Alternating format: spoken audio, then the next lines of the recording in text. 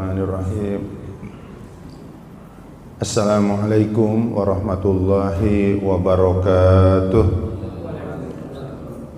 Alhamdulillahirabbil alamin. Wassalatu wassalamu ala asyrafil anbiya wal mursalin wa ala alihi wa ashabihi ajma'in. Amma ba'du. Ma'asyiral muslimin wal muslimat jamaah salat subuh rahimakumullah. Puji syukur mari sama-sama kita panjatkan kehadirat Allah Subhanahu wa taala. Alhamdulillah pasca Idul Adha dan segala aktivitas yang kita lakukan pada pagi ini kembali kita bisa berkumpul, bisa berhimpun di rumah Allah yang megah untuk melakukan aktivitas rutin kita, sholat 5 waktu, dan alhamdulillah kita bisa menunaikan sholat 5 waktu, sholat subuh secara berjamaah.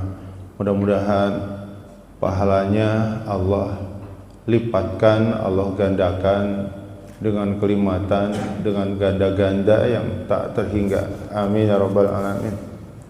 Salawatan salam semoga tercurah kepada qudwah hasanah kita, panutan kita, tauladan terbaik kita, Habibullah wa Rasulullah Muhammad sallallahu alaihi wasallam, kepada keluarga, kerabat, sahabat, dan segenap umatnya dimanapun berada, termasuk kita. Semoga kita istiqomah mengikuti risalah yang dibawa dinul Islam sampai menutup mata, dan kita istiqomah pula untuk terus mengikuti jejaknya, berdakwah di jalan Allah, amar ma'ruf nahi mungkar sepanjang hidup dan kehidupan. Jamaah yang dirahmati Allah, pada pagi ini kita akan membahas sebuah pertanyaan judulnya, ya, untuk apa sih kita menjalankan ibadah, baik yang wajib, yang sunnah? Untuk apa kita meninggalkan segala yang dilarang, yang haram, bahkan sampai yang makruh? Jadi makruh itu termasuk wilayah larangan.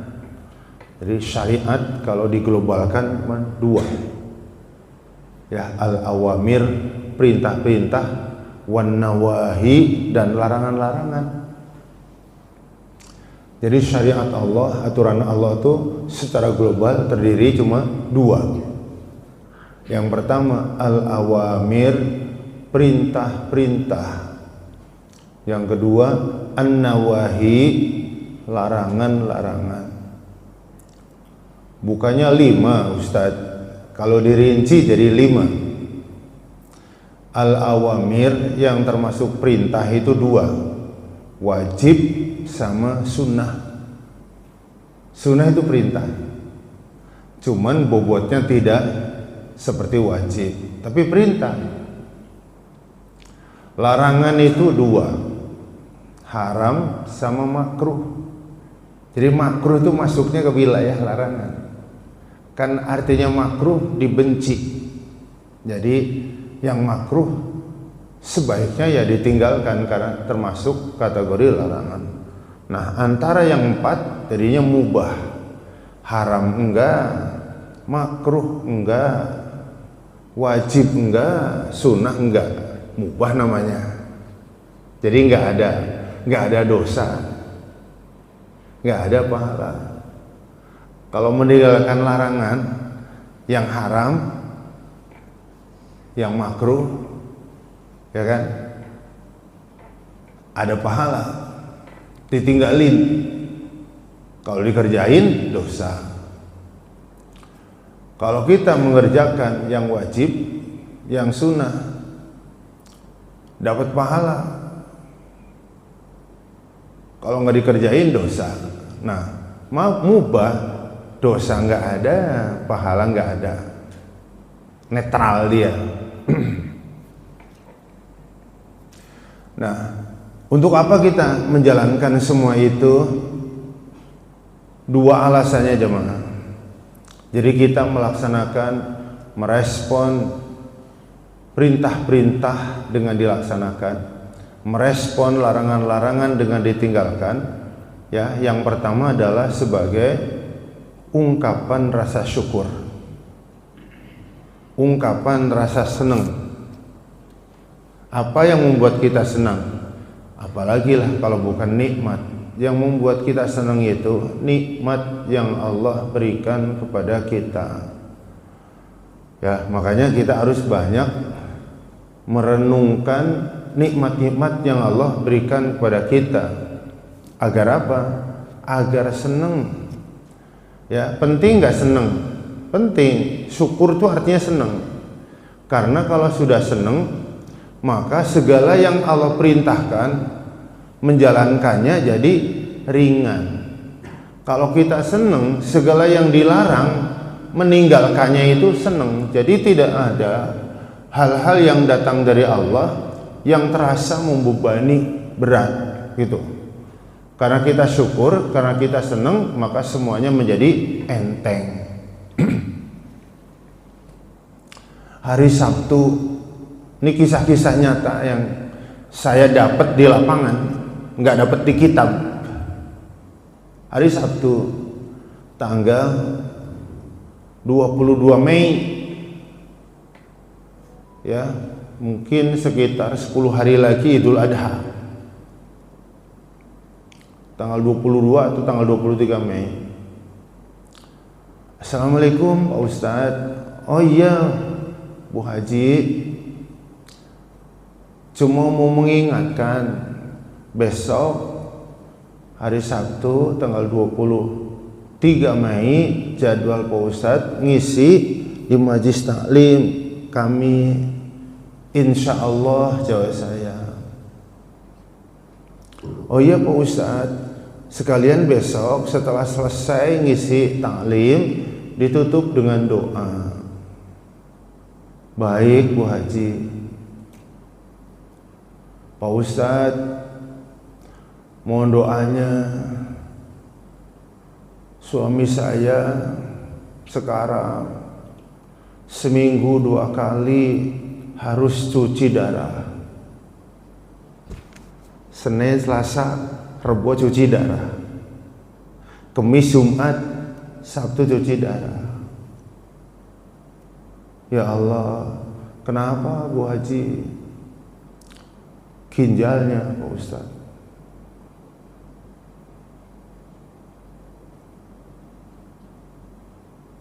Pak Ustadz ingat Ustadz Wawan, namanya Ustadz Wawan, pengurus masjid. Iya, kenapa? Beliau sedang dirawat sekarang di rumah sakit. Innalillahi, kata saya. Kenapa? Gak bisa nafas, nyesek. Kenapa itu? Kolesterol? Bukan Ustaz, paru-parunya kerendam cairan. Ya Rob, saya tuh langsung ikut empati. Satu lagi Ustaz, anak saya 3, laki-laki, perempuan udah berkeluarga semua. Yang laki-laki nomor pertama sudah 47 tahun usianya, baru seminggu operasi kanker usus. Astagfirullah. Pantesan tadi prolognya nanti ditutup doa. Ini orang masjid semua, orang sibuk kayak gini. Dalam batin, ya Allah, berat amat ujian yang kau berikan kepada saudaraku. Akhirnya keesokan harinya saya berangkat, ya jam 10 kurang seperempat saya sudah standby. Ya, duduk saya di teras, ibu-ibu udah di masjid semua. Selang beberapa menit ada laki-laki. Kalau suami beliau yang cuci darah saya kenal, sering ketemu, ya kan? Salaman, ya. Siapa nih? Saya anaknya ibu.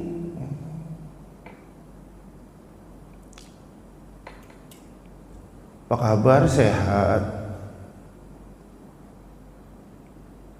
Saya dapat info dari ibu katanya habis operasi ya. Iya Ustaz, langsung dibuka gitu. Gini, dibuka. Ada kantong di sini.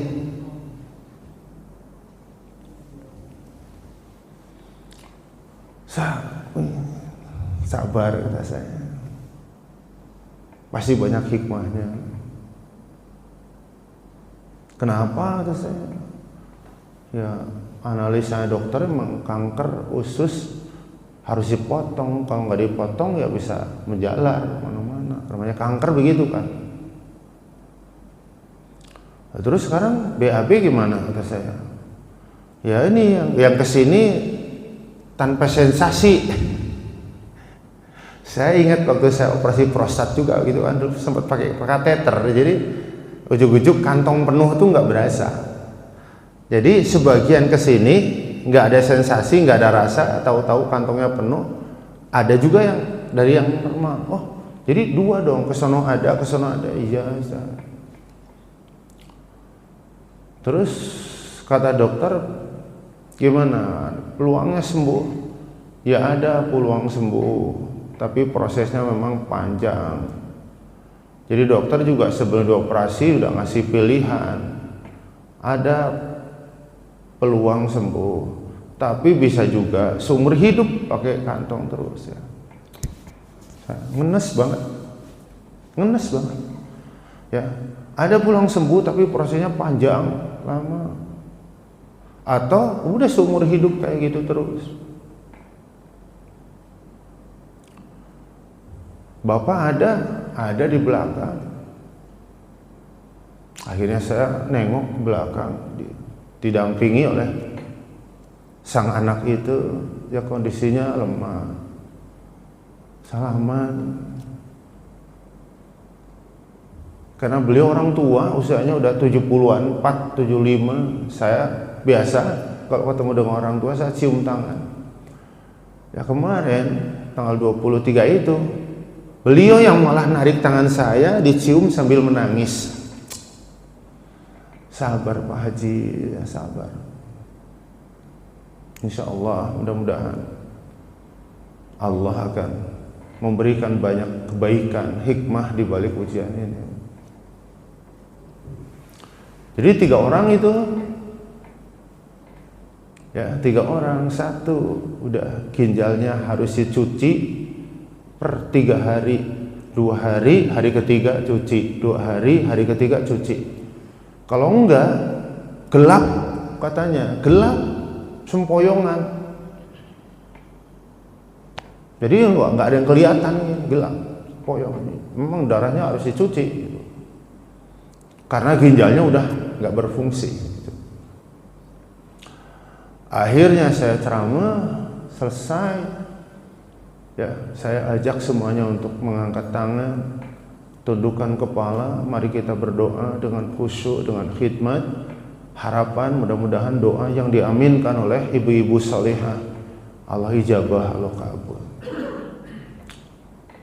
Semua pada sedih, semua pada menangis, karena tiga-tiganya yang ini imam muda, imam bacaannya bagus, hafalannya banyak. Ya, Pak Hajinya juga luar biasa dalam mengelola, ya, memakmurkan masjid. Istrinya Bu Haji yang menghubungi saya juga luar biasa. Keponakannya Ustadz Kurniawan, panggil Ustadz Wawan, juga luar biasa.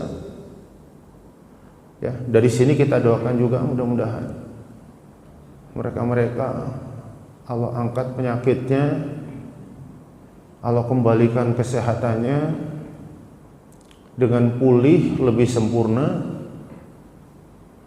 bahkan lebih baik daripada sehat yang sebelumnya.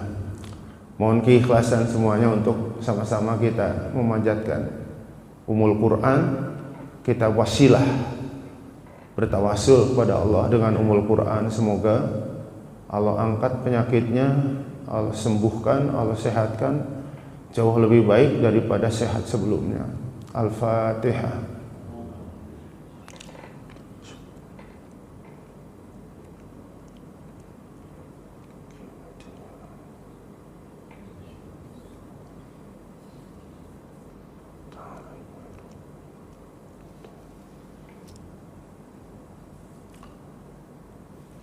Saya setiap Ahad ketiga jam 8 ngisi kajian duha di Masjid Telkom, Jalan Arif Rahman Hakim, persis sebelum flyover. Ya, Nusantara. Ya, ada kantor MUI belok kanan, ya kan? Itu Jalan Arif Rahman Hakim, flyover kan? Sebelum flyover sebelah sini itu Masjid Telkom. Jadi setiap hari Ahad pensiunan Telkom, ya khususnya Jabodetabek yang dekat-dekat lah, Bogor tapi yang dekat, Jakarta yang Jakarta Selatan, ya itu pada ngumpul di situ senam. Udah pensiun kan rata-rata udah usia kepala 6 ke atas, senam lansia gitu. Tapi karena pensiunan Telkom itu banyak orang-orang kayak bapak kayak ibu yang aktif di majelis taklim, aktif di masjid. Lama-lama di woro-woro, bapak-bapak, ibu-ibu, gimana kalau kita habis senam kita bikin kajian duha. Yang respon banyak, yang ada keperluan ya memang pamit pulang, tapi yang ikut banyak. Pengajiannya di lantai 2, formasinya persis kayak begini. Saya duduk kayak begini meja, bapak-bapak, ibu-ibu. Saya jadwal setiap Ahad pekan ketiga. Belum selesai saya ceramah, belum selesai. Dari sudut itu seorang bapak berdiri, saya ngeliatin terus begini tangannya. Ya saya begini juga. Saya hanya memahami mungkin beliau mau pamit untuk satu keperluan. Ya ternyata orangnya buat saya beradab banget. Buat saya dari jauh kayak begini terus pergi itu sudah menunjukkan adab yang baik. Datang perlahan, ya saya diem, perhatiin dulu sini berdiri. Pak Ustadz, saya mohon izin, mohon pamit, tidak bisa ikut kajian duha sampai selesai. Saya ada keperluan Pak Ustadz. Oh iya Pak Haji, nggak apa-apa. Kebetulan hari ini saya ada jadwal kontrol. Oh begitu. Ya, karena ngomong kontrol kan saya akhirnya nanya siapa yang sakit. Kenapa saya nanya siapa yang sakit? Penampilan beliau nampak begitu bugar, sehat kelihatan. Begitu saya nanya siapa yang sakit Pak Haji, saya Pak Ustadz. Oh sakit apa Pak Haji, kelihatannya kayak seger-seger aja gitu. Ustadz, jantung saya sudah dipasangin ring 6. Dah lemas. Ya Allah. Ring kan? Jadi kalau nggak dipasangin ring nggak bisa nafas, ada sumbatan, maka ring didorong ya pakai teknologi canggih, dorong ring, nah jadi buka, oksigennya masuk, bisa nafas, dan itu sudah 6 ring.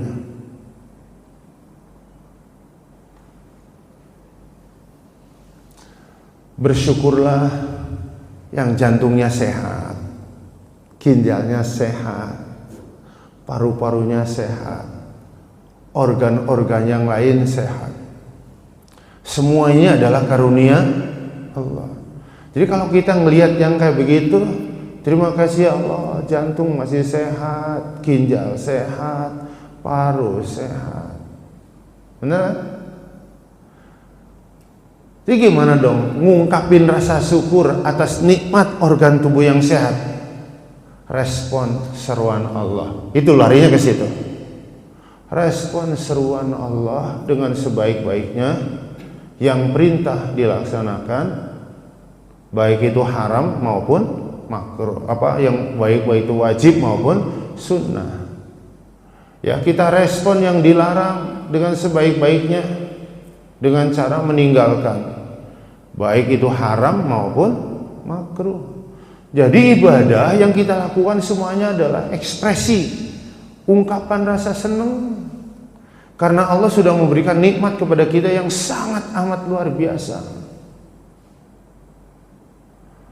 Ya, apa kita nggak ingin membalas kebaikan terhadap yang berbuat baik kepada kita? Fitrah, naluri kita ingin berbuat baik kepada siapapun yang telah memberikan kebaikan kepada kita. Kita sebagai anak pasti ingin membalas kebaikan orang tua kita, betul tidak? Kita sebagai murid di sekolah pasti kita berbakti sama guru-guru kita. Bukan hanya guru agama, guru bahasa Inggris, guru fisika pun kita ingin berbakti. Ini guru telah memberikan ilmu, betul tidak? Sebagai karyawan kita ingin berbuat baik kepada kantor tempat kita bekerja yang telah menggaji kita setiap bulan sampai kita punya ini itu. Kepada Allah bagaimana? Ternyata kebaikan yang diberikan Allah kepada kita jauh melewati kebaikan orang tua terhadap anak-anaknya, jauh melewati kebaikan guru terhadap murid-muridnya, jauh melampaui kebaikan perusahaan kepada karyawannya.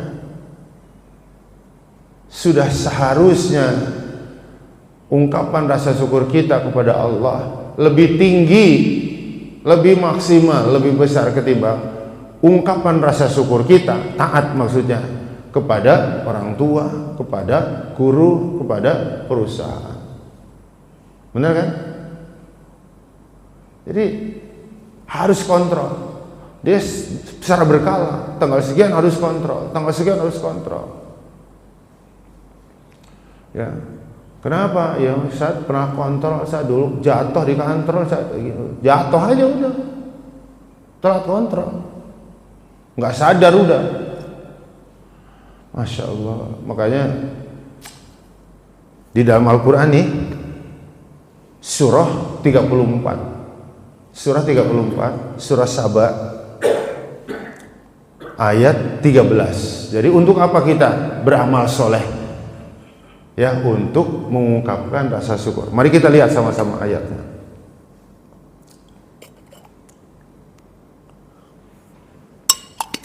Surah 34 ayat 13. Ya'maluna lahu ma yasha. Ya'malun, mereka bekerja. Merekanya itu golongan jin. Ya, jadi golongan jin itu bekerja lahu untuk Sulaiman, Nabi Sulaiman. Ma yasha, apa-apa yang diinginkan oleh Sulaiman. Maksudnya apa? Jin semua diperintah oleh Allah untuk tunduk kepada Sulaiman. Sulaiman, kamu bisa menyuruh jin semuanya sesuai dengan apa yang kamu inginkan. Jadi kalau Sulaiman bilang, jin, pindahin nih Az-Zahra ke Sentul, udah, nggak harus dibongkar, nih masjid digotong sama jin, tahu-tahu udah di Sentul aja gitu. Ya, singgasana Ratu Balqis siapa yang memindahkan? Jin. Yang nyuruh siapa? Sulaiman. Jadi Nabi Sulaiman diberi oleh Allah sebuah kenikmatan yang tidak diberikan kepada manusia umum, bahkan kepada sesama nabi. Jadi para nabi yang lain pun nggak kayak begini. Min mahari, ya, watamasil, membangun gedung-gedung yang mencakar langit. Watamasil, membuat patung-patung raksasa. Wajifanin, dan membuat periuk-periuk, piring-piring gitu kayak danau. Wakuduri rosiyah, kendi-kendi raksasa. Ya kalau di abad modern, ya terutama arkeolog gitu ya, sedang menggali apa, ya, menemukan benda-benda purbakala yang aneh-aneh gitu, itu boleh jadi peninggalan sejak zaman Nabi Sulaiman. Yang bikin siapa? Yang bikin jin. Yang nyuruh siapa? Sulaiman. I'malu, beramal solehlah. Hai Sulaiman bin Daud, beramal soleh, laksanakan perintahku, tinggalkan laranganku. Ya, ala Daud, keluarga Daud, yang dimaksud Sulaiman, Sulaiman bin Daud. Ya, sembahlah aku, syukran, untuk mengungkapkan rasa syukur. Tersurat banget. Jadi kita beribadah ini kayak gini nih Pak Haji, ini lagi ngungkapin rasa seneng kita. Karena rasa seneng kita nggak habis-habis. Dikasih mata sampai sekarang masih bisa ngelihat, nah, senengnya nggak habis-habis. Dikasih jantung masih normal, seneng nggak habis-habis. Sekali lagi ya, penting dan harus gitu merenungkan nikmat-nikmat Allah biar kita seneng. Kalau sudah seneng, semuanya jadi enteng, bener kan? Ibu, pekerjaan bikin kopi sebenarnya pekerjaan berat apa pekerjaan ringan, Bu? Ringan kan? Tapi kalau ibu lagi sebel sama suami, tuh kan. Jadi apa yang bikin berat? Nggak suka. Kalau nggak suka tuh jadi berat. Tapi kalau seneng jadi enteng. Saya ada pengajian Bada Isa, ini kisah-kisah nyata semua, bukan ngarang, bukan. Kajian Bada Isa Rabu malam Kamis, Bada Isa di Masjid Al-Awal, Perumnas Depok. Ustadz, ini ada pengurus sebagian, ada jamaah sebagian, pengen ngaji yang lebih khusus, yang rutin gitu, yang khusus. Yang duduk melingkar, baca Al-Quran dulu satu-satu, disimak. Kalau yang kurang pas, ditasin, dilurusin, dibenerin, baru bahas materi. Kalau ini kan nggak ada pakai baca Al-Quran. Kalau kita halakoh yang duduk melingkar tuh, kita ngaji baca Al-Quran dulu. 3 ayat, 3 ayat, 3 ayat, 3 ayat. Nanti kalau idgomnya, idharnya belum pas, dilempeng-lempengin, dilurus-lurusin. Baru setelah itu kita bahas materi. Pengen rutin. Nah, akhirnya ketemu waktu Rabu Bada Isa. Saya Rabu malam full semua. Malam Selasa ada, malam Senin ada, malam Kamis ada, malam Jumat ada, malam Sabtu ada. Bada Maghrib Bada Isa full semua. Kata saya, kalau ngikutin waktu saya boleh. Ya kan, Ustadz waktunya apa? Malam yang kosong tinggal Rabu, malam Kamis. Akhirnya ngumpul. Ada 11 orang. Segini kira-kira lah. Ya, agak lintas usia, ada yang sama pensiunan, tapi masih ada yang muda. Dan ternyata yang agak muda itu masih bekerja, ya kerjanya di KPK. Wah, ini ada orang KPK. Ya kan? Bagian apa nih? Ngerampas aset koruptor, bukan Ustadz. Bagian pendidikan. Nah, sekali waktu sudah selesai, sudah ditutup dengan kafaratul majelis. Tiba-tiba yang muda mungkin kayak kebelet pipis atau apa, bergegas banget keluar pintu. Yang lain sudah mulai berdiri, sudah hampir keluar. Ada beberapa yang lagi ngobrol dengan saya. Ternyata yang muda masuk lagi bawa tas biru. Ya, langsung dia ngomong dari pintu karena teman-temannya udah ada yang di pintu. Bapak-bapak, teman-teman, tunggu katanya. Aku ada hadiah nih, bahasa anak muda. Aku ada hadiah nih gitu. Akhirnya yang udah di pintu balik lagi, yang udah berdiri duduk lagi. Ya, ternyata dibantu sama temennya yang udah nunggu dari luar, yang membawa dari rumah. Ya kan? Dikeluarkanlah ya isi tas biru itu, ternyata box. Dibagi semua. Sampai saya bagi. Saya baca, selamat menikmati. Makan besar. Yang temen yang lain bagi-bagi box kecil, snack. Akhirnya pada kepo kan mereka. Ini apa nih? Hadiah. Maksudnya momennya apa? Bapak-bapak, teman-teman, mohon doa restu ya.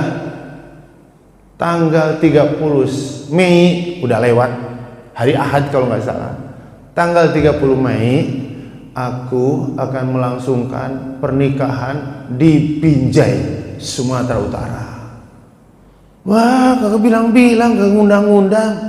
Pengen banget ngundang-ngundang, tapi karena jauh takut malah merepotkan. Yang penting mohon doanya. Udah akhirnya duduk, ya saya suruh mimpin doa, habis itu malah makan-makan jadinya. Ada kaitannya dengan syukur adalah kira-kira kalau kita jalan darat Depok Binjai berapa lama? 2 hari 2 malam. Melelahkan. Bener kan? Perjalanan berat.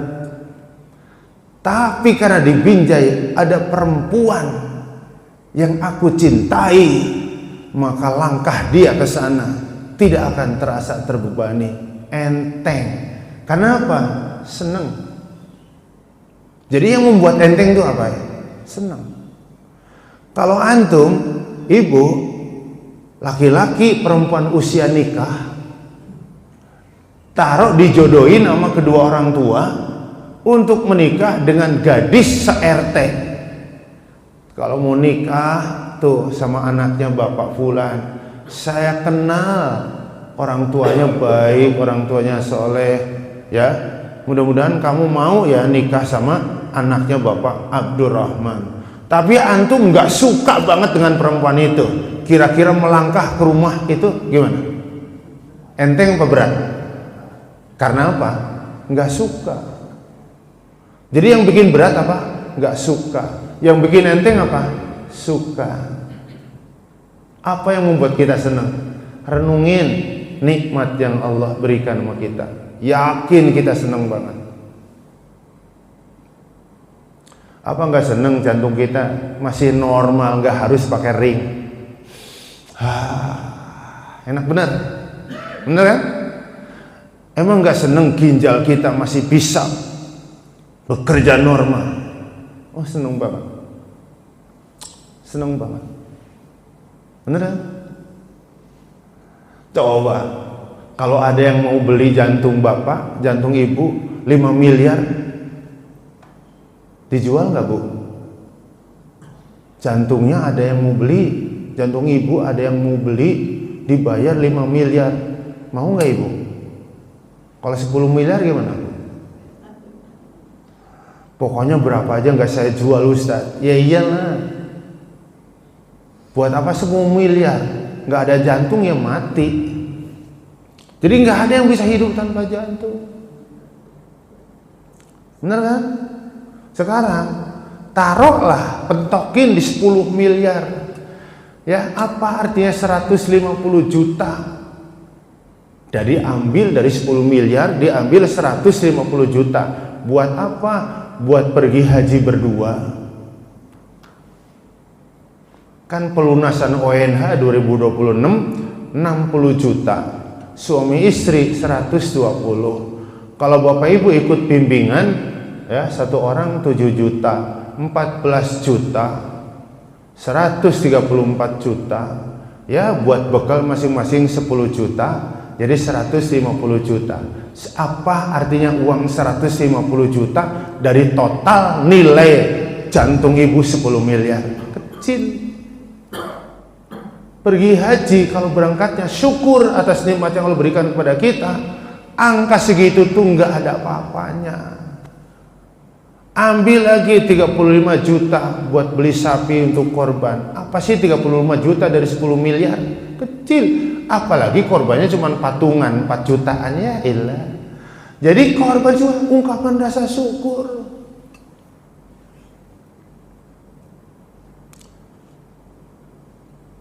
Paham jemaah? Duh, baru ngomongin jantung aja udah keder, nilainya berapa jantung? Bener kan? Kalau ada yang mau beli mata bapak dua-duanya 10 miliar, mau nggak pak? Nggak berasa kok, nanti dibius total, tahu-tahu mata udah hilang aja. Jadi kalau 10 miliar nggak dilepas, berapa nilai mata? Nggak ternilai. Makanya apa? Artinya taruhlah 200 juta buat haji plus, nggak ada apa-apanya. Jadi orang kalau seneng, sekali lagi, nggak ada sesuatu yang jadi beban. Yang ada adalah nikmat, yang ada adalah seneng, yang ada adalah bangga. Benar kan? Jadi yang saya sebut tadi semuanya kisah-kisah nyata. Ini ginjalnya, yang ini kanker usus, yang ini paru-parunya, yang ini jantungnya udah harus pakai ring. Sementara yang di depan saya, termasuk saya, insya Allah, mudah-mudahan ya Allah, Allahumma afina fi badanina, Allahumma afina fi sam'ina, Allahumma afina fi basarina, Allahumma afina fi sairi jasadina. Ya Allah, sehatkan, waraskan seluruh organ tubuh kami.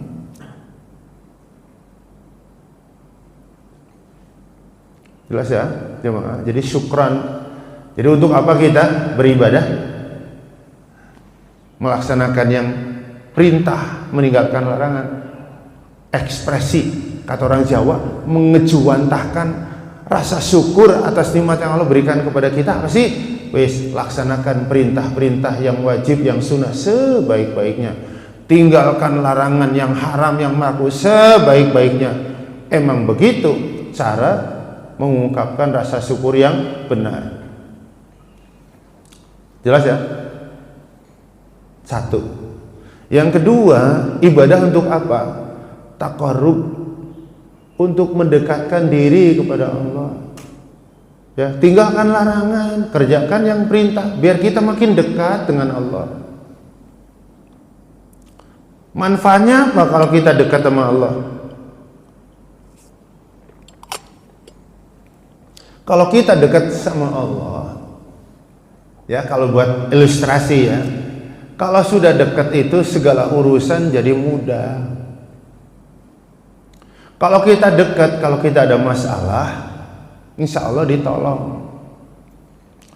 Ya, bukankah kita mau segala urusan mudah? Mau banget. Bukankah kita mau ditolong saat ada masalah? Mau banget. Dekatkan diri sama Allah. Caranya gimana? Ya ibadah. Jadi ibadah-ibadah itu untuk mendekat kepada Allah.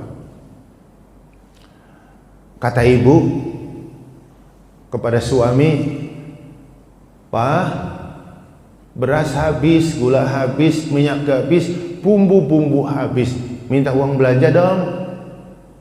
Kata suaminya, "Ya udah, sini proposalnya." Ada nggak istri minta uang belanja dimintain bikin proposal? Ribet amat. "Mah, ini kartu SPP. Mah, aku bayar semesteran." Kata ibu apa kepada anaknya? "Udah bikin proposal dulu." Ribet amat. Kenapa istri minta duit ke suami nggak perlu pakai proposal? Kenapa anak minta duit ke orang tua nggak harus pakai proposal? Udah deket lah, tiap hari ketemu. Datang gubernur, KDM, datang wali kota, Sufyan Suri. Setelah ngasih sambutan, beliau memberikan informasi kepada kita, bapak-bapak, ibu-ibu warga Depok, di Pemprov, pemerintah provinsi, ada dana bansos, bantuan sosial, ada dana hibah. Bansos hibah akan diberikan kepada warga Jawa Barat tanpa harus dikembalikan. Bapak-bapak, ibu-ibu mau nggak? Mau. Ya, silahkan bikin proposal. Loh, kok bikin proposal? Dana ini harus diambil pakai proposal. Ini biar kita tahu, pemerintahan, biar warga masyarakat ini harus tahu. Kenapa? Kan saya nanti laporan ke atas sono. Dana bansos buat apa aja? Ini proposalnya yang minta warga Rifaria, warga ini. Yang namanya bikin proposal berarti harus punya lembaga, harus punya yayasan yang berbadan hukum. Ribet, emang. Kita kenal dengan KDM, kenal. Kita kenal dengan Sufyan Suri, kenal. Tapi mereka kenal kita apa enggak? Paham tidak? Yang namanya lembaga berbadan hukum harus diproses. Ini ketuanya, saya sekretaris, ini bendahara, dewan penasehat, dewan pembina, KTP fotokopi kita dikumpulin, NPWP kita dikumpulin. Untuk apa? Untuk memproses agar yayasan ini benar-benar resmi berbadan hukum. Benar kan? Harus ada plang kantor. Namanya apa? Di jalan apa? Harus ada aktivitas, semua dicantumin di proposal. Agar apa? Agar para pemangku amanat, gubernur, wali kota tidak salah menyalurkan hibah dan bansos. Jangan sampai dana hibah keluar, jangan sampai dana bansos keluar, yayasannya fiktif. Ini terjadi korupsi saya. Bener? Kenapa istri ke suami nggak perlu bikin proposal? Emang ada istri fiktif? Emang ada anak fiktif? Kalau yayasan fiktif banyak. Cuman bikin doang kayak begitu. Pelangnya nggak ada, kantornya nggak ada, kegiatan nggak ada. Yang penting dana itu turun dibagi-bagi aja sama mereka berdua. Kan kurang ajar ini namanya. Paham tidak? Oh, ini kegiatannya nih, ya kan? Ada kegiatan masyarakat setiap ini sekali. Ini, jadi dana itu turun untuk membiayai seluruh kegiatan yang ada di lembaga yang kita urus. Paham? Jelas siapa ya? Allahumma. Tiap sholat itu proposal namanya. Proposal kan permintaan. Kalau kita sudah banyak Allahumma tiap saat, kok merasa nggak gol-gol? Boleh jadi kita belum dekat sama Allah. Dekatnya kalau ada masalah doang, dekatnya kalau ada hajat doang. Tapi waktu senang, waktu lapang, kita jauh sama Allah. Oh, pantas doa kita lamban direspon karena kita belum dekat. Sholat kalau mau di awal waktu, kalau enggak di akhir-akhir. Ya, sholat khusyuk jarang-jarang. Yang sering sholat terburu-buru. Pantesan proposal saya masih banyak yang belum gol.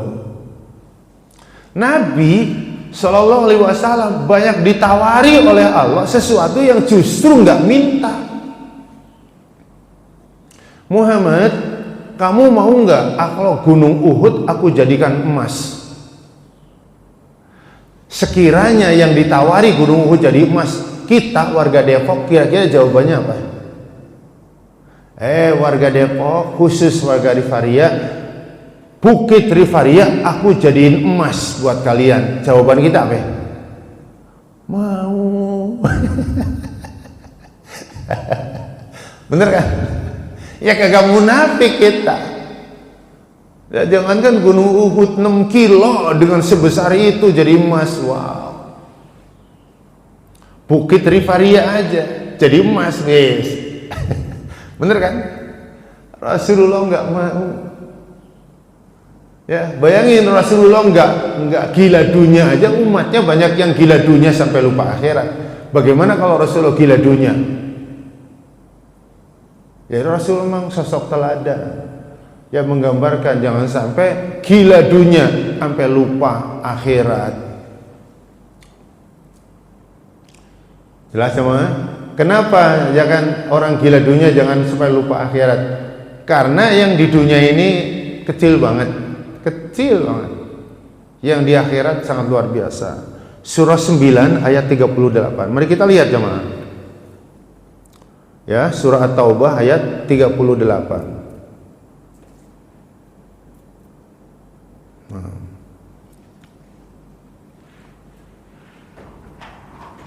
Ya, jadi Rasulullah udah memberikan contoh, udah memberikan teladan yang baik. Jangan sampai kesenangan kita, kebahagiaan kita, kebanggaan kita terhadap dunia ini sampai lupa untuk akhirat kita.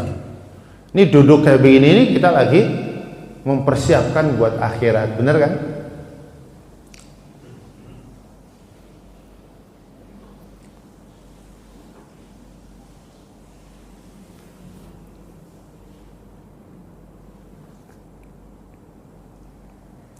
Ya, surah 9 ayat 38.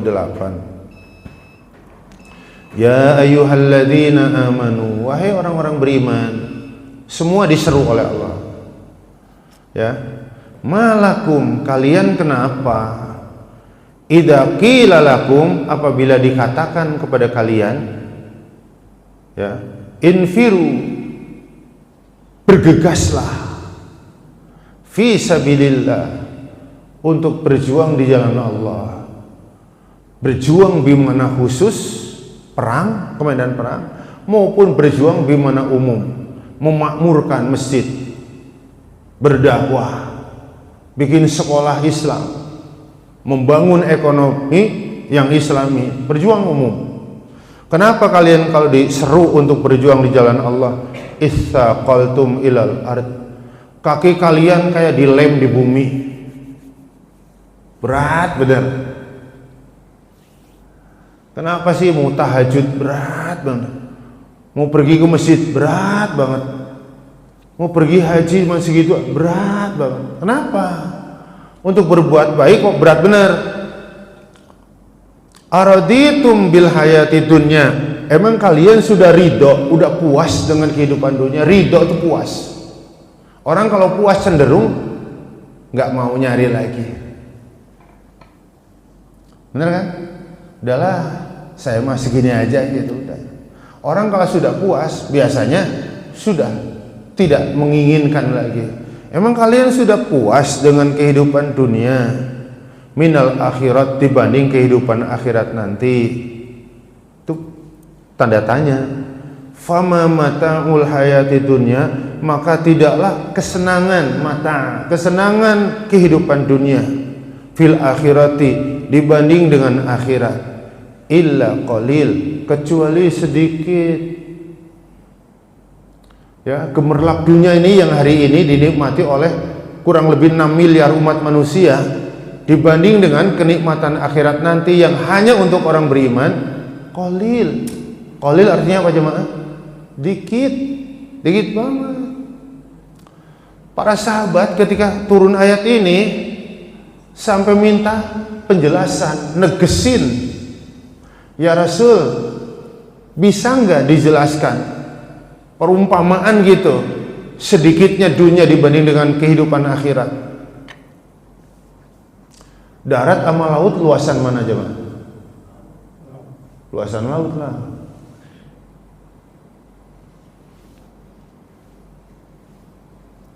Dua per tiga laut, sepertiga darat. Jadi laut luasnya 2/3 dari luasnya darat.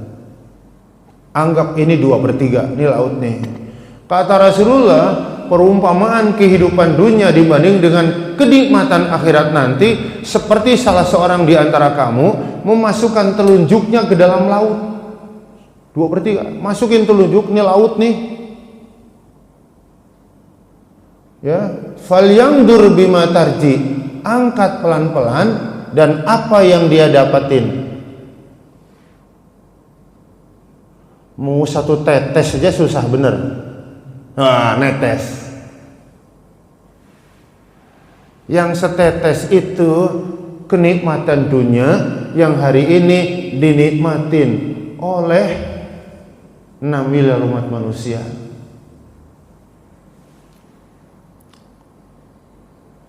Sisanya yang di laut, itulah yang dijanjikan Allah kepada orang yang beriman saja nanti. Nggak ingin itu. Ya, gaji kita per bulan di Depok 20 juta. Terus ada yang nawarin kerja, mau nggak kerja di Bekasi sebulan 1 miliar. Seulang, gaji kita di Depok 20 juta. Terus kita ditawarin kalau mau kerja di Bekasi sebulan 1 miliar. Kita tetap di sini dengan 20 juta, apa ke Bekasi yang sebulan 1 miliar? Ibu di sini apa ke sana, Bu? Ke sana. Kalau perlu pindah. Bener kan? 20 juta, 1 miliar. Jauh banget. 20 juta kalau 1 triliun, mana? Akhirat lebih dari itu.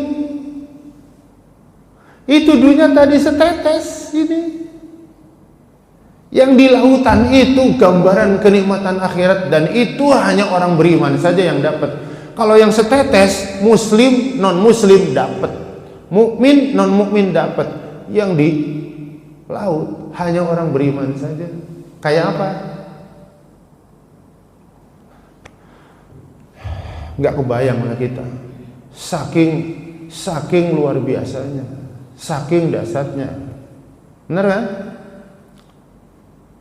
Makanya mari kita mendekat terus kepada Allah. Untuk apa? Segala urusan jadi mudah. Untuk apa mendekat kepada Allah? Kalau kita ada masalah, Allah turun tangan. Ya, backup kita. Ya, ini diperkuat oleh hadis Arba'in nomor 38 ya. Jadi catat aja nanti. Kalau udah punya di rumah hadis Arba'in sedikit. Ya, hadis Arba'in itu kenapa disebut Arba'in oleh Imam Nawawi? Karena hadisnya terdiri dari 40, Arba'in 40. Ya, tapi kalau kita buka semuanya hadisnya ada 42. Kenapa ya? Udah deh, ini mah disebut angka bulat. Nah, di hadis nomor 38 Allah Subhanahu wa taala berfirman, hadis qudsi. Ya, tidaklah seorang hamba senantiasa mendekat kepadaku, ya, dan tidak ada sarana wasilah yang paling hebat untuk menjadikan kita dekat kepadaku, kepada Allah, kecuali dengan yang difardukan. Ya, jadi hal-hal yang wajib, hal-hal yang dilarang, ya, bukan sekedar makruh, kerjakan dengan sebaik-baiknya. Tidak ada yang paling disukai oleh Allah dari seorang hamba untuk mendekat kepada Allah kecuali melaksanakan yang wajib. Ya. Dan kalau dia terus mendekat kepadaku dengan ibadah-ibadah sunnah, maka aku akan semakin jatuh cinta kepadanya. Maknanya begitu. Kalau Allah sudah jatuh cinta karena hambanya terus merangsek mendekat dengan yang wajib, dengan yang sunnah, apa janji Allah? Aku akan jadi mata dia, aku akan jadi kuping dia, aku akan jadi tangan dia, aku akan jadi kaki dia. Artinya apa? Kalau kita sudah dekat dengan Allah, segala urusan jadi mudah. Kalau kita sudah dekat dengan Allah, setiap kali kita ada masalah, Allah backup, Allah turun tangan. Benar kan? Peristiwa perang Badar itu 300 melawan 1000. Secara kalkulasi sulit, bahkan Muslim menang.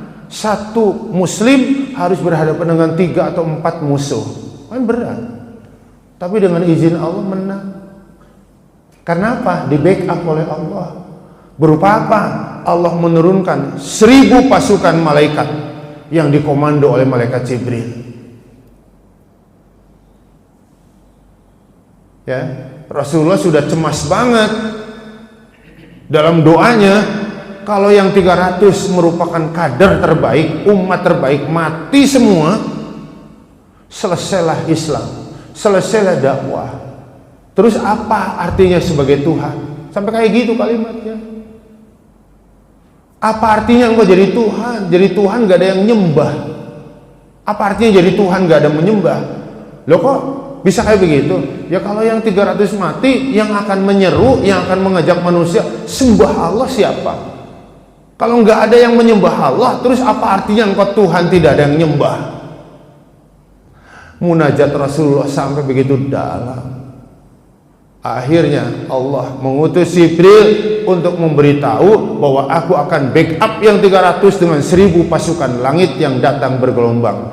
Surah 8 ayat 9 ayat 10 Al-Anfal. Doanya belum selesai, Allah sudah turunkan 1000 malaikat bergelombang. Jadi yang berkecamuk, yang bergerilya di medan perang, 1000 malaikat lawan 1000 musuh, 1 berbanding 1. Dan malaikat nggak dilihat oleh kita. Apa yang dilakukan malaikat? Namanya perang di medan padang pasir, maka pihak musuh dilempar matanya oleh malaikat dari jarak yang dekat dengan segenggam pasir. Kira-kira mata dilempar segenggam pasir buta apa enggak?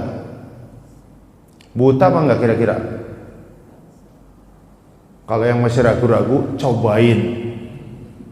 Orang kelilipan satu aja nggak bisa melek, tiup, cuma satu dia pernah.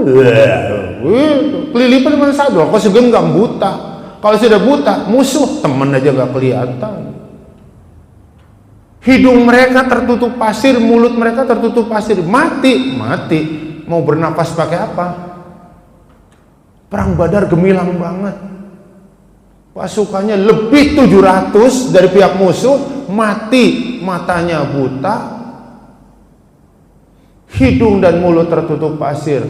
Jadi mereka megang panah belum diluncurin, megang pedang belum digunakan, kepalanya pada terpenggal. Siapa yang bergerak? Allah. Itu hadis nomor 38. Aku jadi tanganmu, kamu diam di sini Muhammad, biar aku lewat malaikat. Kamu cuma melempar pasir dari jarak jauh, terbang, nggak masuk akal. Tapi malaikat yang bergerak dari jarak yang dekat. Itu artinya apa? Kalau sudah dekat, Allah pasang badan. Kalau Allah pasang badan, yang bisa ngalahin Allah siapa? Jadi kalau kita sekarang punya problem, punya masalah, punya kesulitan, merasa belum dapat pertolongan Allah, jangan salahin Allah. Mungkin kitanya yang kurang dekat sama Allah. Jadi jangan pernah berhenti untuk terus taqarrub kepada Allah, mendekat kepada Allah. Laksanakan yang wajib sebaik-baiknya, laksanakan yang sunnah sebaik-baiknya, kayak mengerjakan wajib.